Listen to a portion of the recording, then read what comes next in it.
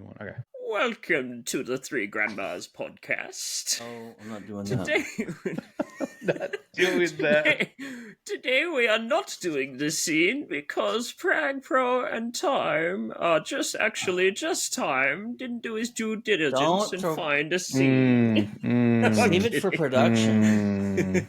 Listen, I'm joking. Maybe we do 2 scenes next week. We make it up to chat and we do a longer scene or a double scene. But this was a tough one for this. We can't be mad at JC for once because he's dressed up and he actually corrected the stream title. So yeah, Norman Bates is here. Chat, everyone, please say hello to Norman Bates from the Bates Motel. This is what he did after he went crazy. He freshened up his look. He still dresses as his mom, but more as a futuristic mom. It's a lot of fun. And he reviews movies now, yeah. And he'll stab you. It's I love them slashes. There's slasher that's slasher that's more iconic. That's the first thing I thought of. Yeah, serial killer allegations. When I saw you dressed as Norman Bates, I said, "Okay, here we go. He's got a fresh victim. She's probably in the dungeon. She probably just got there. She's gonna have to get out there soon because the air is probably escaping rapidly. So we're gonna keep him calm. You can't get mad that we don't have grandmas on this podcast now. You have at least one. We have at least one. At least one. Right? So disturbing. And I'm not going to speak like this for the rest of the podcast. Please do. I could every now and then. But I could if you really wanted. I want to speak like a grandma too, but my grandma's a little different. She's very soft and sweet. What does your grandma sound like? Hey, I'm Grandma Time. How's it going? I was a smoker for 40 years.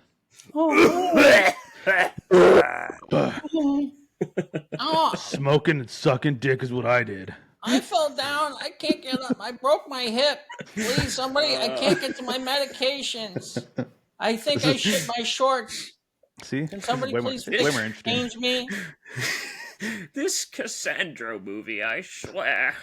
It got on my nerves. Sandro, fucks. Wrestling should be back the way it was. We need tradition in our wrestling. I don't like these people. Let me get into who these people are. You guys are so problematic. No wonder you're constantly worried about being canceled and being kicked off of the platform. We can't monetize the stream because I don't know what you guys are going to say next. That's me every night. I'm shaking. I'm worried. I'm shivering that I'm going to get canceled tomorrow. Just one comment. That's all it takes. One comment. So hold on. Time. What gay wrestler movie did you pick this week? Gay wrestler? There's not that many. There's not a lot of them. Well, I mean, I feel like we've seen all of them because, we haven't yet.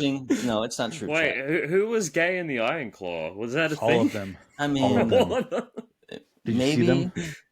Maybe they're, they don't have every scene, right? It's only 2 hours of a person's life. Yeah. We don't know. We don't know. You read between the lines. Read between the lines. Do you want to tell us about Cassandro? We watched? Yeah. Cassandro. Cassandro. It is a movie about a Mexican trailblazer who is tired of being a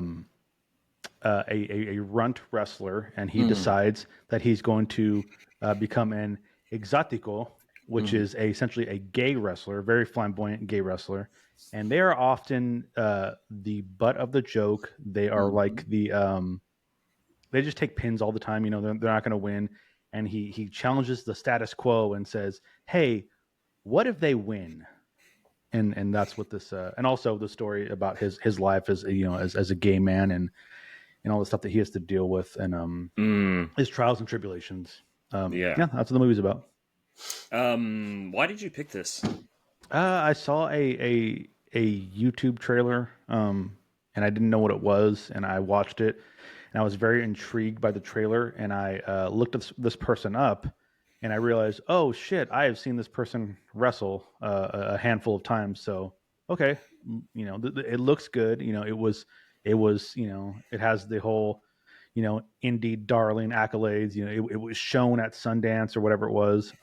This is an Oscar-winning director. He won an Oscar. Did he? Roger Ross Williams for a best documentary short in 2009. Okay, yeah. So it looked like it was filmed seriously. It looked like it wasn't like a comedy. You know, it looked like it hit what I love personally, which would be wrestling, Mexican culture, and then just gay dudes. So I was like in, you know. But so in that's why I addition watched to that, it also has a cast of very famous Mexico-based actors, right? Yeah, because obviously Gael Garcia Bernal is like, you know, someone who's been around for a long time. Yeah, and he was I love magnificent him in this movie. Yeah, and he's fantastic. What else has he been in? I was shocked I never heard of this movie. He was. Let me pull up his thing. He's been in a lot of Mexican films by Alejandro Gonzalez, Amores Perez, Inarritu. Yeah, I don't know. He was. I don't know if you've seen like Mozart in the Birdman. Jungle. Mozart in the Jungle was an Amazon Birdman? show. Yeah, have you seen Birdman? I haven't seen it, but I thought it was about Harvey Birdman, and I was very upset that it wasn't. Very upset. Well, it was best picture winning film directed by. Yeah, one best picture. That was Michael Keaton, right? Wasn't that was a Michael Keaton movie? Yeah. Did he play Che Guevara? Did he play Che Guevara in Motorcycle Diaries? In the Motorcycle Diaries, but I'll just finish my thought about Birdman. So that movie was directed by Alejandro Gonzalez Inarritu. And before he broke into Hollywood and started doing Hollywood films like The Revenant, Birdman, he did a bunch of films in Mexico. One of them, Amores Perros, which I've seen, is fantastic, absolutely brilliant, and Oscar winner. Yeah, is it JL or Gail? It's Gail. I'm gonna guess it's Gail Garcia Bernal was in that. It might be like Babel. Gael. He was in Babel as well. Babel. Yeah, and obviously Inarritu's friend, Alfonso Cuarón. It's a bit of a trio. There's Alfonso Cuarón, Alejandro Gonzalez Inarritu, and Guillermo del Toro. Yeah, they're all friends. They all know each other. They all made movies together when they were younger. He was also in Alfonso Cuarón's film Y Tu Mama Tambien as well. Why Tu Mama? Get Why the fuck out of Tu here. Mama Tambien? That's not what it is. Fuck was that's that? Not how you fucking say that. That is the most damn it. whitewash version of a beautiful language All right, I've ever heard. You pronounce it for I'm me. just teasing. So I can get it right. It's E. There is no white E. Itu Mama Tambien. Yeah, I don't know. Itu Mama Tambien. It's like Itu Mama Tambien. It's like this. Itu Mama Tambien. That's racist. And most recently, he was in Marvel's short film Werewolf by Night, which was don't forget about Mozart in the Jungle. Mozart in the Jungle, the Amazon. No, it was just a short film. But the Amazon Prime show Mozart in the Jungle. I've heard of it. No, I haven't. No. Emmy award-winning show that he was the lead on for a long time. It was one of those shows that never got saw, but was really well made because it was Prime. It was probably Prime's first original that they made. It's a good one. No, this cast was amazing.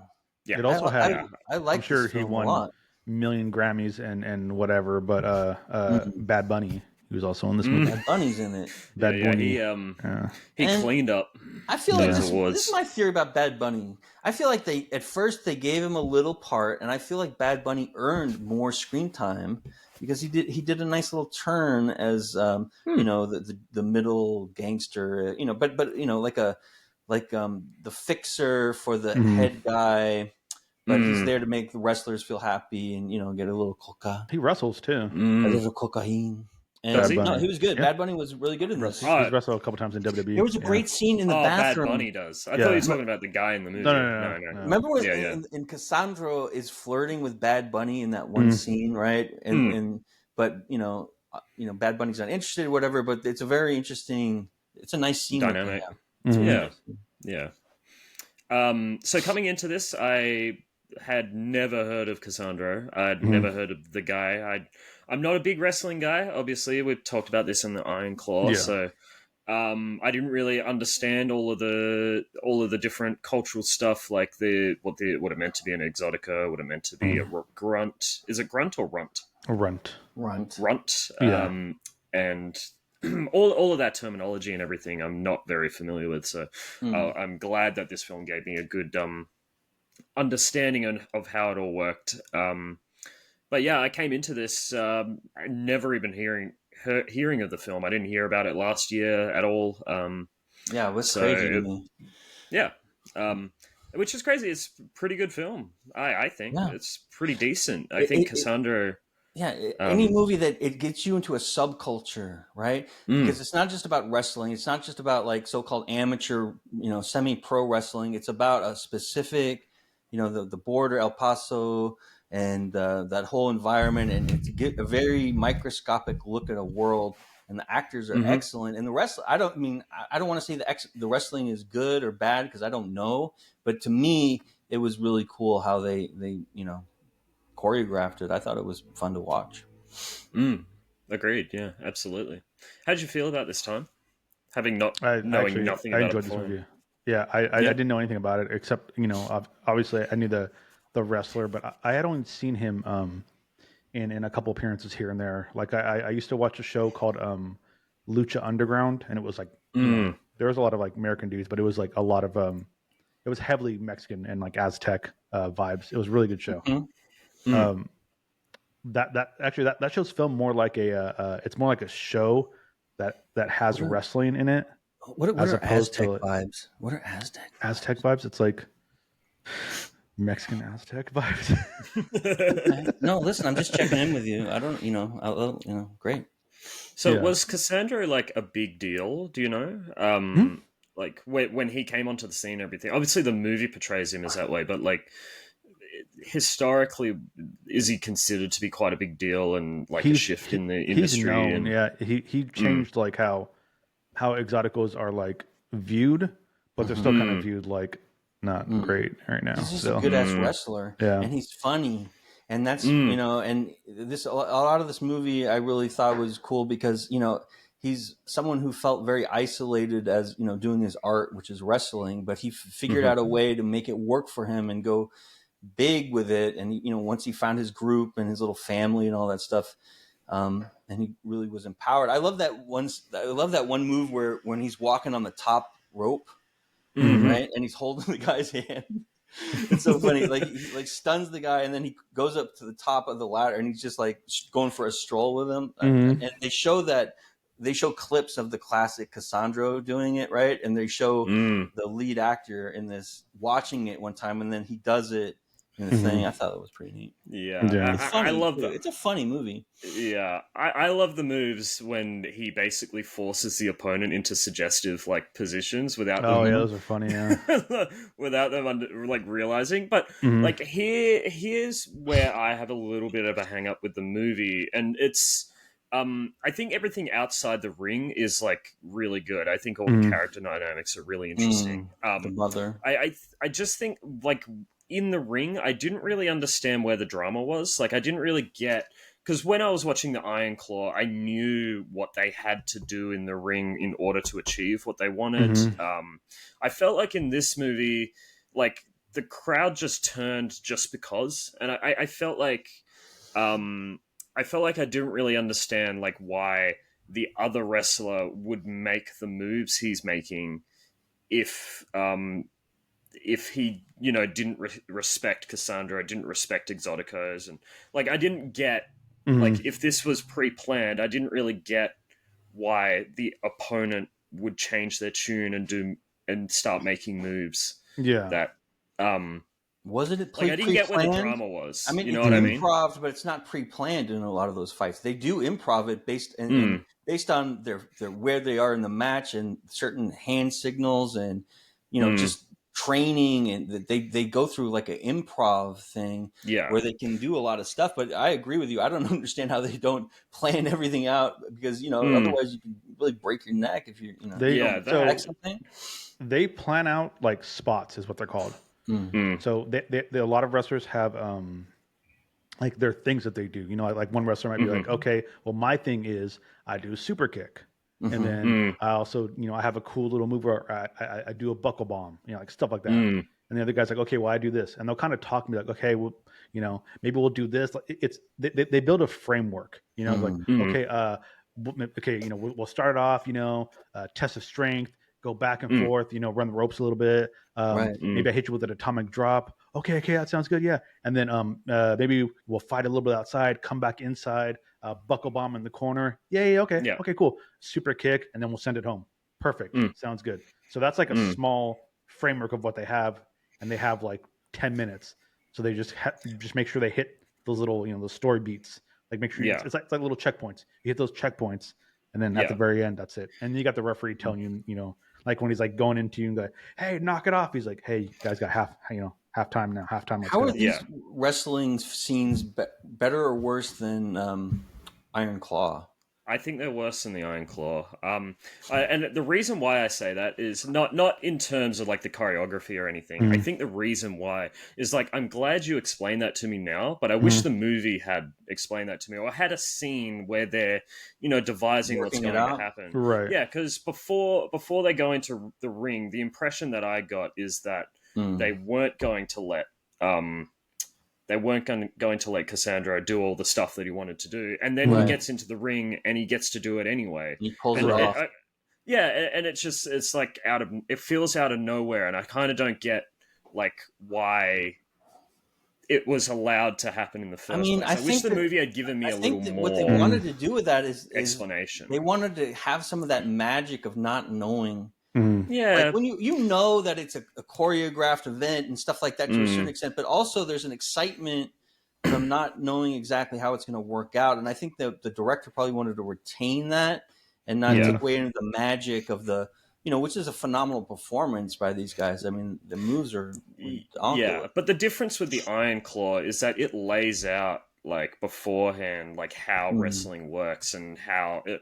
How it's all about like, getting the crowd amped and the performance and everything and, building up. I felt like this movie didn't really have like, it felt like when we got into the fights, it was just kind of whatever happens sort of thing. It wasn't like something that I was, heavily invested in during the fight because I didn't know like what the rules were. I didn't know what the right. You know what I mean? Like I feel like drama comes from understanding what the rules are. Yeah, but it's also an origin story, right? Just like a Spider-Man, like the first episode of first film in a Spider-Man trilogy. It's an origin of Cassandro, the superhero or the pro wrestler, in this, which pro wrestlers are essentially in the same dynamic, hero villain dynamic. So I think everything was serving Cassandro except for his real life when they talk about his relationship and how he's, that seems to be more problematic for him than the wrestling at some point. There were two things that I want to bring up real quick. The first thing was at the very beginning I did have the when he first wrestled that big dude, they were kind of like, he was like, hey, he was doing some stuff that the big guy wasn't really like, what are you doing like that? And I was like, Gigantico. And I was like, just knowing wrestling, I'm like, that's how you get killed. Like he's not expecting you to do certain things, and it's like, he's going for a swing, whatever. So I was like, okay. So like very early on, I was like, you can't go into business for yourself because you're going to hurt somebody or hurt him, so but again, movie magic, the illusion or whatever.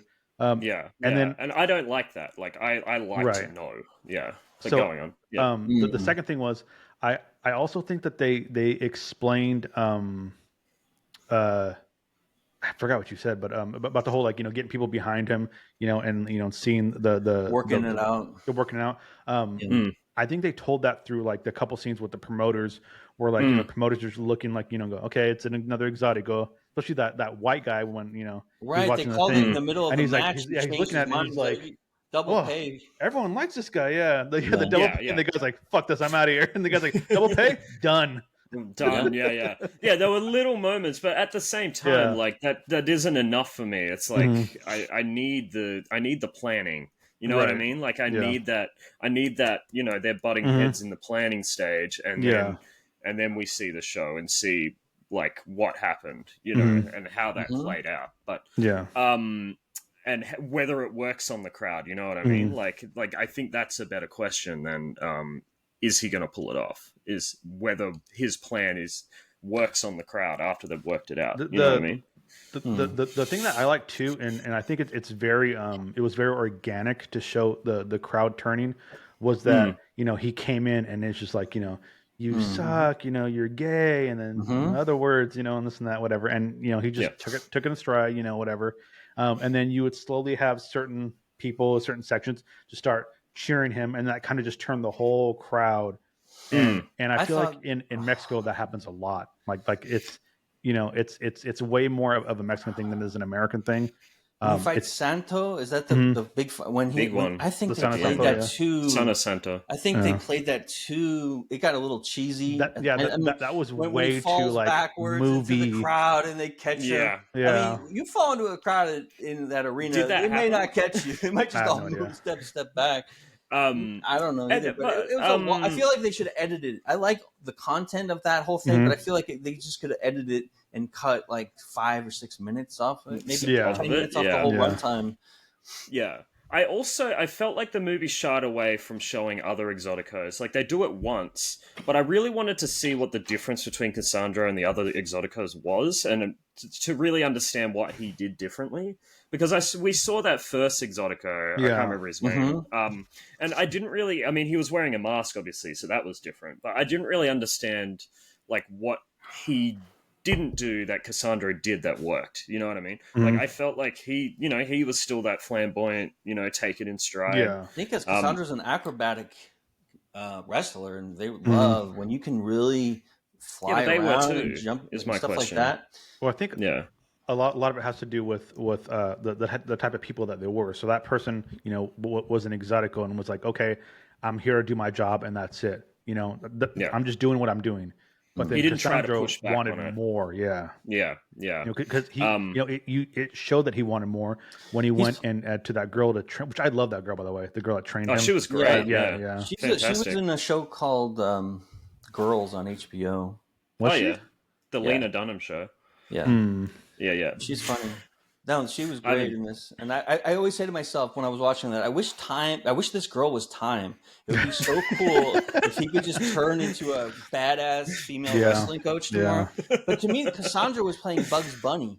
If you want to understand Cassandro, think about Bugs Bunny, right? Every time he does his bits, right? He's making, the fool out of the aggressor. Elmer Fudd or Yosemite Sam. He's disarming them with comedy, right? Yeah. And the other Exotico was more of a brute, right? Because he was much bigger, and they probably had less room to work, right? Yeah, it was less. But you could get Exoticos that were small, right? Like that. Yeah. Oh, sure. Like that. Yeah. So I would have liked to seen some of those and seen how they differed to Cassandro. Like, I feel like the film was missing a bit of context for me on understanding why Cassandro was such a groundbreaker. A groundbreaker, exactly. I need that contrast. I need that comparison to really understand. But I did still really enjoy the film because I feel like the outside elements of the ring were so interesting. Like, his relationship with his mum is really interesting. His mum, I didn't really get a good gauge of what her job was. Was she maid? Whore? Cleaning? Was she? No, I didn't know. I don't know. I couldn't. Well, I didn't know. One scene where they were at the beginning. They were delivering the clothes. So she was a job. Maybe? She was a washer. Yeah. But she dressed nice, and he'd zip up her clothes for her, and obviously he got a lot of inspiration for his outfits from her. Yeah, I just love that relationship. The fact that they drive up to that baseball pitch. And they're watching. Okay, so hold on. Before we move on, Flame kept asking me this because she was watching a movie. She goes, "Is the dad the baseball coach or is he a player?" He's the coach. I thought he was the player. No, they're old. He was a coach. This guy, too? Cassandro, the actor who plays Cassandro has got to be 45 years old. Yeah, but I thought it was like a softball that guy's league. been That's around. what I thought it was. Like an old people softball league. Yeah, the slow pitch. I mean, it was the guy with a beard. It was like they showed a guy with a beard. They had long white hair. Yeah, long white hair. But I swear, we could see that there were kids playing. So I feel like he was just a. Okay. Yeah, he might have been the little league coach, and she just wants to be near him, right? It was crazy. Yeah. Obviously he kicked her out. But also all those flashback scenes, the dynamic with the kid, with the donut when he dips the donut in the coffee and gives it to the kid, and that's a heartbreaker right there. The flashback scenes, you know, like they show the first one, I'm like, okay, whatever, you know, that's fine. And then I kind of realized, okay, they're gonna break it up, and I'm like, I don't want to. I hate when they break stuff up like this. Like it's kind of okay. We'll see what happens. But I felt thought like they were great. Flowed, it was really good. It was good. Every single time, like it was. They did them at the right moment. Like the mom would mention something about the dad, and then they just show it. Like the dress one where he lays the dress out. Yeah. And then the boy walks in. Yeah, I was like, oh, it's so good. Oh, yeah. I really like the scene where they're like at the park and the wife of, I didn't expect that. Yeah, the wife of his dad. Is like, I don't want the kids to see it. I don't want the kids. So creepy. Yeah. It's like, but he wants his son to be there, obviously. And the fact that she knows and they're whispering about it, it's just he has a whole other family, you know. And he has traumatizing. He goes and hugs his mom. Those flashback scenes like really added so many layers to this. It was informative. And not just that. I feel like Gail Burnell's performance like carries on those like flashbacks. Like you see the flashbacks, and then in his behavior and his performance, you see that history. He steps up to like his motivation is he wants to be seen finally, but because like he was not seen, and instead of shrinking away from it, it actually is sort of almost like an engine for him. And then he would have never become like Cassandro if he didn't have the motivator. Sometimes you have to look at things like, you know, it doesn't mean that it was good, or I mean, it's horrible to the kid, but maybe he wouldn't have had that engine. Maybe he wouldn't have had that drive. Yeah, it's all about making positive things out of the negative stuff that had happened before. You know, absolutely. There was that heartbreaking line where he asked, you know, his dad, you know, when he meets his dad at the very end, he's talking to him, and he's like, oh, you know, like I heard you wrestled, you know, the San Santo, like how was that, you know? And he's like, you didn't watch it? And he's like, no. He goes, I don't want to see what they did to my little boy. And I'm like, oh, fuck. Like, Jesus. But then he hits back and he's like, I needed you. Yeah. Like at one point in my life, I needed you, but I've found myself now. I don't need you anymore. And he's like, that's okay. And that's okay. You know? Like he might, like the dad might again try and pursue having a relationship with his son. Right. But once he gets famous. Yeah. Probably not, because they said that when he came out is when the father really stopped coming around. Yeah, that was it. Yeah, his mom told him don't do it, and he did it anyways. He did. That is a powerful relationship between the mother and Sandro and the father, but also you have his relationship with the other wrestler. Yeah, he's trying to date, and there's that strange scene at the diner where his mom is trying to get him to like open up or whatever. Oh yeah, he's talk to him, and I totally expected at some point for Cassandro to go do it eventually, but he never fucking did. But he kept acting like a peacock though, because he knows that he's watching him, so he's like, you know, he's doing everything. He's doing everything to allure him without even having to. But that's not. But that's not the real reason, though, right? Because we find out they were already in a relationship. Yeah, like, that's the reason, right? That too. Yeah. That's the reason why he's still showing off a little bit. He's still preening a little bit, even though they're not anywhere near one another. I think it was just well played by the actor. Yeah, and it seems like the mom didn't actually know they were together, and he was, you know. Obviously Cassandra just, you know, thought like she was just trying to be a wing woman to him, even though he was clearly married, which I thought was really interesting. Like she could just tell that he was into him. I just thought that was very funny, that the mum still played wing woman for him even though he was clearly married. And so then they have an affair, right? And then she's still married, and that causes a lot of, because he's constantly like, you have to leave your wife, but he still wants to keep his family, right? Cassandra wants him to leave. Because he's more comfortable in himself than the other guy is, and obviously he has a lot more to lose. He doesn't want to lose his kid. So he doesn't want to lose his relationship with his child, even though you know, the marriage may not be what he decided or found out that he wants or needs. He still needs his family, even though, you know, that's not the right context for it, right? For a marriage, exactly. But yeah, just like I love all those dynamics, like just like how complicated like would it have to be to have a father who isn't married to your mom, but still shows you wrestling and invites you over, and still like you'd interact. You'd have to interact. With the other kids presumably he lives, at the other place, and he just hangs out, and just takes off after he's done or whatever. Like that was weird. When you have multiple kids and you treat one of them unequally or whatever, it's very damaging. So, because you feel illegitimate. Right? Absolutely. And you watch TV and you see families and how they're supposed to be, and it's just a misery. Right? I also want to talk about the cinematography in this movie, because I feel like the lighting in some of these scenes was just gorgeous. Oh yeah, like there's scenes where he's just walking across the street and there's like the lights like reflecting on the road. That was just gorgeous. There's a scene where he lights his cigarette, like after his mum has died. He lights the cigarette on the stove. Yeah. And like half his face is cast in blue, and the other half is cast in red, and it's just like some of the shots in this film are gorgeous. I really liked in the final fight with Son of Santos. They cut in footage that looks like cameras from that era, like like you could see the lights were like crossed.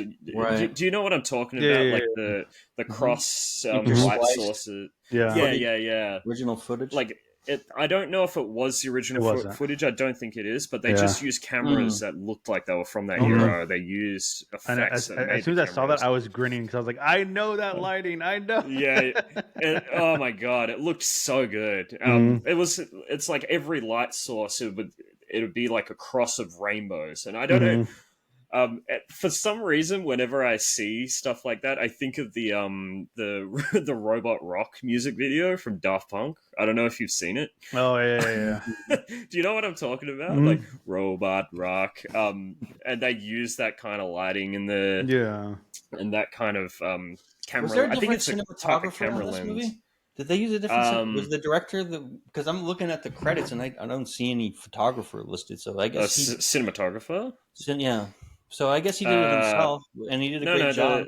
The cinematographer was Matthias Pennicino. Oh, it was okay. I didn't see that. Do you know what? Because he did a great job. It's really beautiful in El Paso and the border because of the sky, right? You have that giant sky, and especially at dusk and dawn, you can get those sunsets and the sunsets. And he did another movie called Timeshare. I haven't seen that. He did another movie called Halle. Both Mexican movies. But yeah, I'm not sure, but he did an amazing job on this film. Like the movie looks gorgeous. I'm shocked that this didn't get much coverage. I mean, the critics loved it, but it got review bombed on you look at a critic site and all the critics say they really enjoyed it and gave it appropriate ratings, and then you see all these fucking people who just don't like it because they don't like it because they don't like the gay subject people or whatever. Yeah. And then they just drag the whole aggregate down so that if you do a Google search, it looks like it's a 76 when in fact it's a 97 when you look at the reviews from the critics. So I don't know, man. The critics, yeah. Is it didn't get that low ratings, did it? From audience scores. I mean, it depends if you look at the critics or the other ones. Rotten Tomatoes is a 91 for critics. 6.5 on IMDb, and a 74 for audience. A difference between a 74 and a 91 is those review That's not bombs. too bad. I mean, it's not too bad, but it's averaging a 9 with a 4, right? Or a 9 with a 6 or a 5. Yeah, that's what you would get a 6. That's not review bombs. Yeah. It's not review bombs. Okay. No, you can tell but on IMDb you can tell. I mean, it's no accolade, but it's incongruent with the critics. When you see incongruence with a movie, there's usually something going on that is not. But critics don't necessarily review or represent what the audience. But usually, if it's a movie that's good, there's usually a lot of equal shares of people really like it. Like say Dune 2. People don't. Dune 2. The critics love it. The audience loves it because it's objectively a good film. Right? People are more likely to rate something low than they are something high. Because it's not an average film. This is either a movie because there's a certain quality to it. I mean, you look at the bell curve. I hope not. Right? I hope it's not. Look at all those ones there. That's very obviously a review bomb right there. Yeah. When you see a 1 or a 0 or a 2, it's an outlying bell curve. They don't care about the movie. They're trying to make a point. Yeah, they're trying to make a political point. But obviously, but this film, I hadn't even heard of it, so no, it wasn't. I didn't hear about it. I mean, it was on Amazon straight, right? Straight. MGM paid for it. That's who. Not sure if it had a theatrical release. No, I don't think so. Maybe just at the film festivals like Sundance, Telluride, and yeah. I'm really glad that you discovered it. Honestly, Time. Because I don't know how, but yeah. You get like, was it a like a sponsored trailer on YouTube, or was it? No, I don't know. I was watching something, and then a couple of trailers popped up, and that was one of them. But I don't think I was watching. I can't remember what I was doing. Was it porn? It was porn. Yeah, it probably was porn. Well, that's probably what did it. I was like, Exotico's getting pounded, and that's that was the next one. That's like, what, shit, yeah. That's what cooked you, bro. Yeah. No, the algorithm never lies. It was 2 trailers back to back.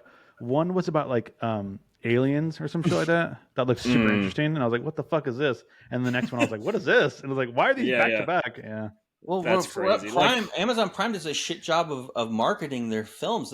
Probably the reason we never saw it, we didn't see Mozart in the Jungle. Most of it. That was another great show, is because they don't fucking tell anyone unless you're heard of that show. I gotta look who's on the Prime website. And for a long time, there's nothing to watch on there worth going there, so that you never see it. Like, so Netflix, you're more on there more often, so you hear more about their new shows. That's my theory, at least. This is going to show more of my ignorance to this whole scene. But how big of a deal was Santo, and how big of a deal is Son of Santo? If you could, like, what's the like? So there's a lot of wrestlers that are like huge. So like Santo would be like maybe like Hulk Hogan, maybe. Pretty. There's a lot of big giants in Mexico, yeah. And the cool thing that I like in Mexican wrestling, but they don't do it here because it's different, is a lot of masked wrestlers, when they have kids, whatever, they pass on their masks, so they become like kind of like the same thing. So you have Santo, Son of Santo, and then you have wash it. Santo the third. Yeah, there might be a third one. They have a rash. You got a rash on your face if you don't wash. Blue Demon was a wrestler, and then you got Blue Demon Junior and shit like that. So like, there's just a lot of lineage. There's a wrestler that I like right now, or I've liked for a while. His name is Andrade, and he used to wrestle for like CMLL, AAA Mexico, and he had a mask on too, and he was part of like a whole lineage, and he was under a certain name, and then he changed to a different name. And then when his dad stopped wrestling, his dad was like, "I want you to carry on the name." So then he put him back under his mask, and it's just shit like that. Yeah. Okay, that's cool. Yeah. There's a lot of like obviously mythology and stuff going on with the legacy mythology. This is like the big thing like in Mexico too that I love is these. I mean, and they show it too, like in Nacho Libre. Funny enough, is these. I was about to say, yeah, these wrestlers are viewed as gods, at the time, and they keep it 100% kayfabe, which means 100% in character. So they were constantly with their mask. You don't see them outside of their mask. You don't see them, conversing with like a guy that they had a fight with. They do now. Yeah. Like, Stone Cold and The Rock hate each other, and then you see them like hanging out somewhere or whatever, like you wouldn't see that in Mexico. They keep it 100% in character. It's like Daft Punk. Yeah, exactly. Which is what I've always loved about Lucha Libre. There's like a whole lineage and a history. Can I ask everything is just taken super serious. Have you ever played a game called Guacamelee? I don't. No, it's beautiful. It was made. No. Lubre. It was made by a bunch racist. of white people. I don't like it. Fucking with you. I'm sorry. No. I haven't played the second one. The first one's good though. That's a good game. You're the racist. Is that a real?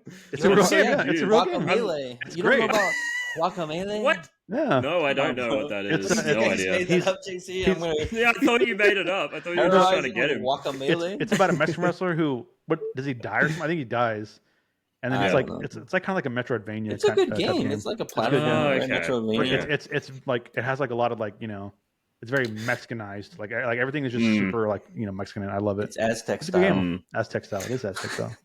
Well, yeah, like stuff in this movie when they were describing like Son of Santo, and they're asking him like, what was Son of Santo like behind the scenes? He has his own fucking talk show. show. He's a cool guy. Yeah, had his own talk show and everything. It did make me interested. I was like, that's why I asked. I was like, is that a real? That on YouTube? Is that a real deal? Like what?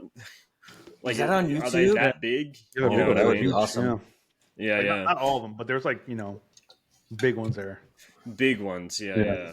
I also really like that scene because obviously they're like it's him and his the one he's having an affair with, and he's out with his mates, obviously. Who he doesn't want to know is with him. And so they don't speak English, right? Is that what he was inferring? Yes, that's right. So when they're speaking Mexican, they're talking about Son of Santo, Spanish, and he's asking Spanish, not Mexican, Spanish. Spanish. I'm sorry. When they're speaking Spanish, they're talking about Son of Santo. Right? Yeah. Lucky JC. Look, I'm an Australian. I'm from the other side of the world. Give me a break. When they're speaking non-white. AC, I told you cannot come on this podcast canceled with your. I know you have some looks like really crazy beliefs, and I told you I would cut your mic and I'd freeze your screen. Looks like I died if you were going to act and say things that are derogatory. And here we are. First of all, you show up dressed as an elderly woman. Yeah. That's not exactly who you are, is it? Continue I the know podcast. it's cool That's okay. in Australia to dress like that. Yeah. I'll just Where sit here. I come from, it's not cool to make fun of elderly. Is it okay to cosplay as an Italian Twiddle my man? thumbs. Yeah. No, absolutely not. Yeah, he said yes first. No, he said yes first. I want to explain. You're talking about my character Mario. And I mean, that's what you want to call him. Mario is not Italian. He is Italian. How is he not Italian? An animated person. He has no birth certificate. He was not born in Italy. He was not born anywhere because he's not real. It's not real. Okay. Now I want to talk about your character, Charlie, who is an homage to the Mr. Magoo show. I don't know much about Charlie. I can't wait to meet him. I don't know how you're going to get him involved in all this stuff. I can't believe I found that. That's hilarious. I can't believe we have a GIF available that you can actually send a GIF on Apple messages like that. It's horrific. That so fucking funny. Welcome back. What are we talking about? Where did we get to Racism. while I was gone? I mean, we were just explaining to the audience Racist how we have to keep track of you because sometimes you get explosively. No. No, it's all anyway. good. So they're speaking Spanish. They're speaking Santos. What I was going to say is I was talking about Son of Santos, and then like in between they'd speak English and they'd get into their like relationship stuff, and then they'd switch back to Spanish, and somehow when they're talking about Son of Santos, they're still talking about their relationship. Yeah, in a way, like I just thought the dialogue in that scene was really well done, really well written. You can see the guy in the background too, like drinking his beer, and then he'd just be like looking around when they're speaking English, and then when they would speak Spanish, he'd go, "What?" Oh, yeah. Pretty cool. Yeah. That guy. The guy's like, he's like waiting for one of them to break up, so he could like fit in there. I felt like he was just waiting for Cassandro to turn over here and go, "Oh, scalps? Yeah. You scalps? I didn't see you there. Get in there." Can you tell me what the scalps was all about? Yeah, what's going on with this? I actually don't know that. Yeah, I thought that like I was just looking at the scalps. I was looking at the scalps. Masks, maybe. I don't know. Yeah. Did you understand that, Prag? What are they talking about? We were just looking at the scalps, baby. Don't worry. He comes with a big bag of fucking money, and Cassandro's just there. He's like, Yeah, I love Cassandro. I'm going to be doing Cassandro all week for you. JC, do you want to hear my Cassandro? Don't. Oh, God. Oh, yes. Yes, I will do it for you because I love it, Cassandro. No, that's worse than my granny accent. Is it, though? Is it? Maybe not. It might be overstepping there. I didn't know if this movie was going to suck or what, and I was I had very no clue. charmed immediately. There's no way it could have sucked. It was Mexican. There's no way. The lead actor was so... his personality is so endearing to Cassandro, the character who played Cassandro, that you immediately feel you're rooting for him. And that's what you have to do in a movie like this, right? It's a character study. It's also about the subgenre, but it's also a hero story. And if you don't care about the hero that's coming into his being, if you're not rooting for them or give a shit about him, the whole movie fails. And he's just got an amazing personality. Presence. Yeah. There is something that kind of bugged me a little bit about his character. So like you obviously want root for him and all his stuff, whatever, and you like him. He's very endearing. All this bull crap. All this bullshit. Yeah, but like all this character he shit. Was like he was like legit like trying to break up a marriage, break up a family. Oh yeah, he's a fucking asshole. He really didn't get enough shit for that for me. But he was in love with him though, and the guy obviously was in love with him as well. But and what should have happened is that the family wouldn't have been broken up, but they would still be together because obviously the kids, but that's obviously not going to happen at that time in the border town of Mexico, where everyone's going to be cool with it because it's good for the kids and it's good for each person, and you're going to fight less. And if ever people realize later in life that they're living a lie or whatever, it's not healthy for anybody. Yeah, they're not in a Korea culture. They're going to take she's going to take the kids if I don't stop. And I was absolutely. So are you going to stop or? Yeah, no, they don't stop. Well, that was kind of implied. They never stop. Like, that's walked the thing. Off. It doesn't matter. They can't stop. It's their It's can't who stop, they won't are. Stop, yeah. It's like it's not that they're making a choice against their children. It's that it's evolutionary driven, and it's just like I don't know, man. It's complicated, but they wanted to show complication, and they did, and I think that was good. It was good. What would you recommend it, Prag? Would you recommend I would never Cassandra? recommend this to anybody. You make the same joke every time. You need a new joke. Amazon Prime every time. I watched the film and I wrote a letter, and I'd like to read it to you now. Dear Amazon Prime, the other day I was sitting with my family and wanted to watch a movie, and so Pete said, "What's this? I love wrestling," and I said, "Oh, I don't know." Pete is my young son. He's 9 years old. He loves wrestling. He loves to pal around. He loves baseball. Anyway, Pete said, well, I love wrestling. Can we watch this? And I said, sure. We put it on. Long story short, my wife left me. Oh. I have a new boyfriend. And whoa. I know, because it woke up things in me that I wasn't ready to see in myself. And so I wrote a letter to Amazon explaining to them why it should be taken off the air because it made me and my whole family gay. That's the power of cinema. Are they trying to make you gay too? Did you? I mean, I'm already gay. Right. Did they? Did you offer them a compromise? Like, did you say, "Hey, take off this, and you can have Saints back"? Did you tell them that? No, because these urges are not compromising with me. Oh, the urges. Because now I'm driven to at 3:00 in the morning. I'm driving around downtown, looking around. Yeah, and I don't even know what I'm doing anymore. Yeah, it's crazy. I've turned into like a werewolf. That's the power of cinema, though. Yeah, that's why we're here. I mean, I love it. That's a T-shirt. I love this for cinema. I wouldn't change a thing for the world. Driving down the road looking for fucking tail. The power of cinema. Cassandro, where are you? Where's my Cassandro? Where's my boy? I have my lotion for you, Cassandro. Are you tired from wrestling? I want a massage. You need help. There's just a little thought bubble that says, I'm gay, and then it says the power of cinema. Yeah, of course I would recommend Cassandro. Of course I would recommend Cassandro. I'm sad that more people didn't get to see it. It's a funny movie. You learn about the situation. Yeah, the acting is great. It was well shot. The pace is good. I mean, it was really good. I enjoyed it. What would you rate it? I really did. I think I'd give it like an 85. Something good. Oh yeah, which is good for me. That's solid. Strong. Pretty good. Yeah, coming into this, I didn't know anything about it, so I didn't know what to expect, and I came out really enjoying it. I obviously, like I said before, and it's a good chunk of the movie is set on the stage. I still had my issues with the way the fight scenes were constructed and the drama around them. But behind the scenes, outside of the ring, I thought the drama was really good. I thought it was really well written, really well acted. Yeah, I really enjoyed it. I'd probably give it like a 70, I think. 70, okay. 70? That's a 15-point variation. I mean, this thing that I want to bring up, I completely forgot. It's not going to sway your guys' opinions, but I did like that moment where he's being interviewed, and then he's like, "Oh, is there a question in the crowd?" And that boy was like, "I'm gay," you know.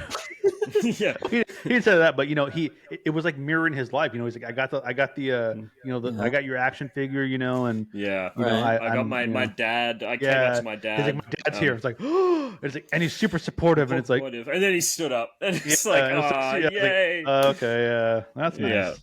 Yeah, it's nice. It's like it's what you know. There was some it's what he needed at the time. It could have used a little editing.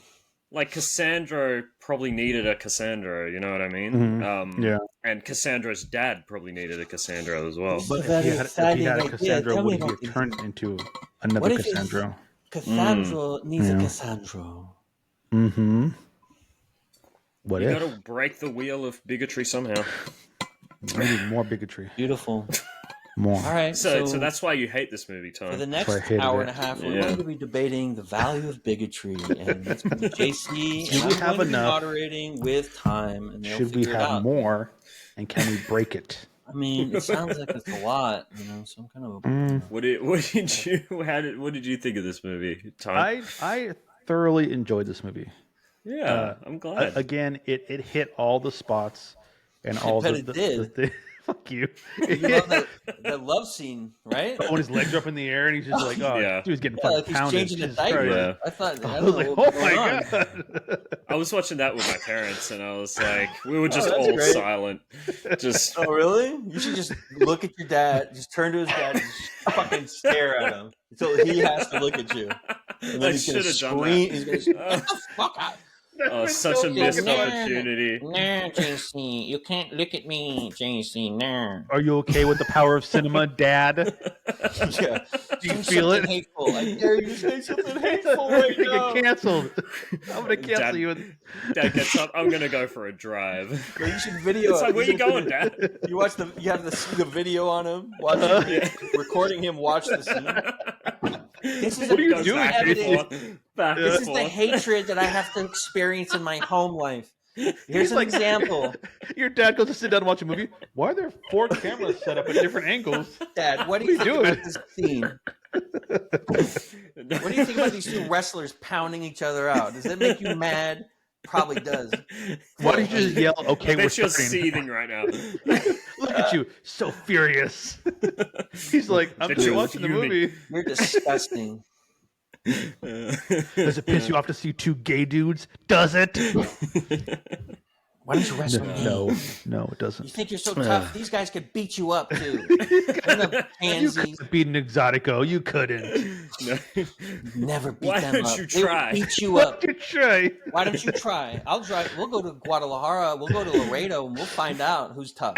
You start pulling yourself up. Come on, Dad. You want to fucking prove something? You do it, JC. Baby oiled. Yeah. Come on. All right, let's go. Oh, what if JC? Look at me. Beautiful. I'm the Exotico now. What if there's an exotic grandma wrestler, right? It's not a, it's Let's not, give him a show. Yeah, it's like, you go into the full grandma. Give him a show too. Is that what the camera's here? Yeah, one's in chat. If you want to see JC become a pro wrestler with the angle of being a grandma, one's in chat. Take a poll. Forces his dads into fights. Oh, there's 1-1. There's 1-1 already. Yeah. It's you. It's fucking you. Anyways, hey, why won't you let JC wrestle as a grandma? What would you rate this movie? You're jealous? Is it 69? 69. No, because they didn't do a 69. They didn't. So you're right. Oh, so crass. Damn it. Again, missed out. There's a couple of things in life that really just chap your hide, just chap my ass. And I know. What obviously, it is. If you know me, it's wrestling, baseball, and Mexican culture. And is this going to be the 3? Is this going to be our first 100 on the podcast? No. From time 100. No, 100. But those 3 things are like my fucking favorite. And I had 2 of the 3. I really enjoyed this movie. I give it an 80. Nice. I thought the wrestling scenes, I thought they were top notch. I thought they had a great flow to them. It was like, it was like a ballet. There were some moves on that they pulled off that were like insane. Better than the Iron Claw. Yeah, because that wrestling was like kind of like chunky, but like it was like stiff. It's like old wrestling. It's like obviously they're he's doing like acrobatic stuff. How old is this actor that was doing these moves? Because I know he's fucking old. I gotta look this up. he was pulling some shit out. Yeah, he's fucking fit. But yeah, did he do his own stunts? That's the question. I don't know. Excuse me, bro. He was born in 1978. Damn. Wow. Yeah, I mean, he's in his I would recommend this movie. 40s. Late 40s? Easily. Wow. Easily recommend this movie. Yeah. 80. Yeah. Loved it. Have we got a guest next week, Pragpro? We do. Guest next Star week? From the head honcho, Channel 9. We're gonna watch Scarface. We're watching Scarface. Absolutely. Yeah. I've never seen it. Okay. You've never seen Scarface? Never seen Scarface. Is there an extended version? I would love to see an extended version. I'm pretty sure De Palma was, he was pretty happy with his final cut, as far as I remember. But I have seen this before. I saw it actually quite recently, like last year. So I'm looking forward to watching it again. I remember having a lot to say about it. I want to talk about Brian De Palma's career too, because he's a big shot. He's a big guy. He's a big guy. He's a big guy. He's a chunky boy. No, very important director. Yeah, very, very important. From Carrie to we'll go over it. But yeah, really looking forward to having Angry Scar on the podcast. He's an absolute riot.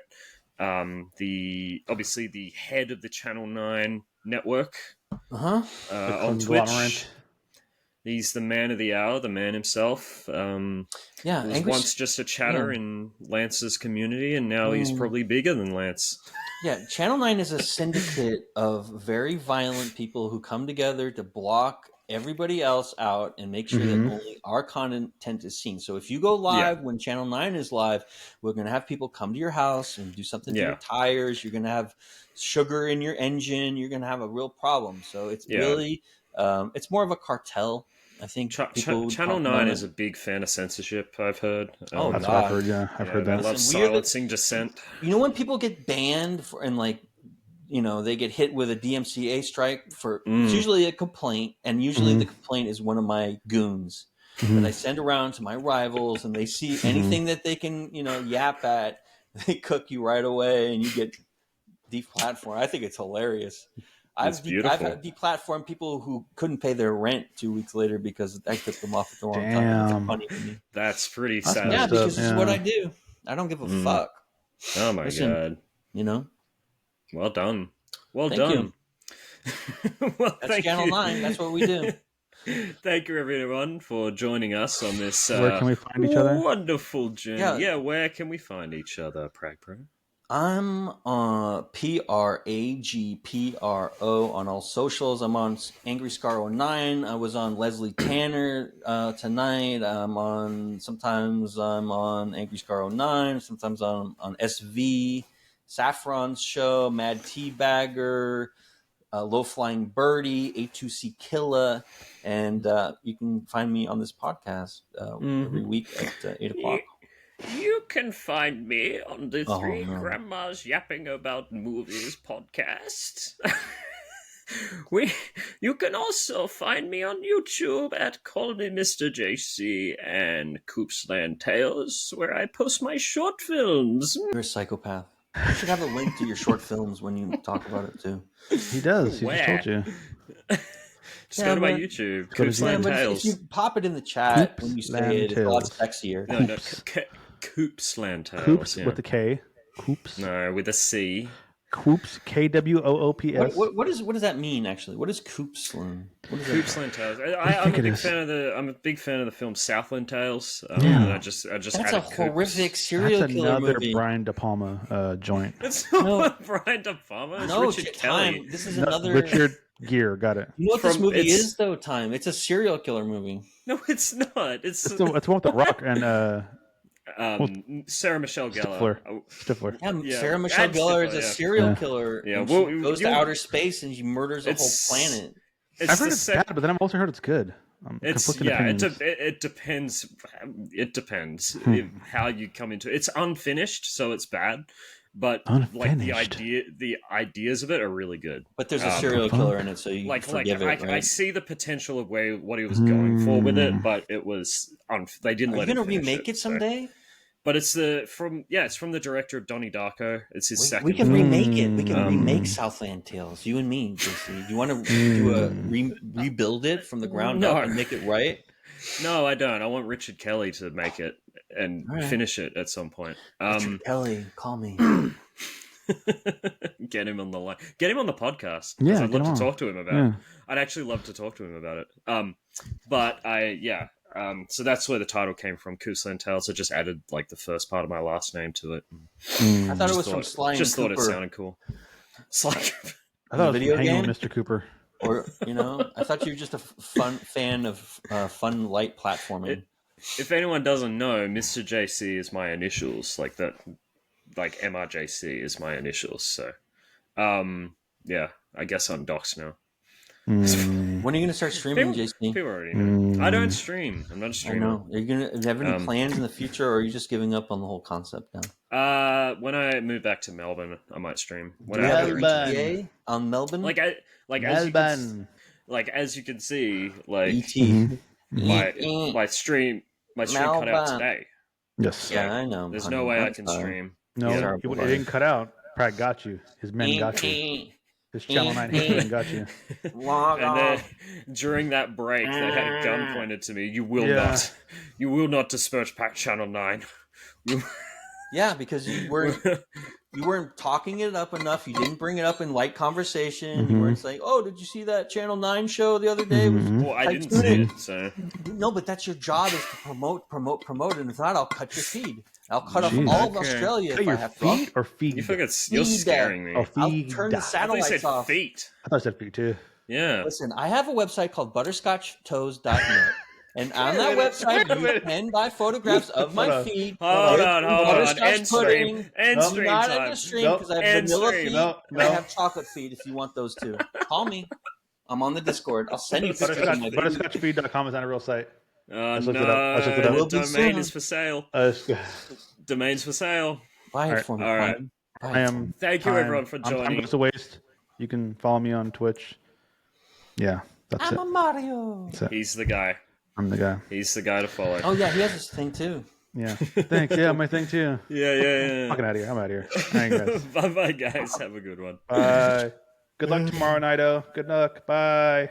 Bye. What's tomorrow? What's happening tomorrow?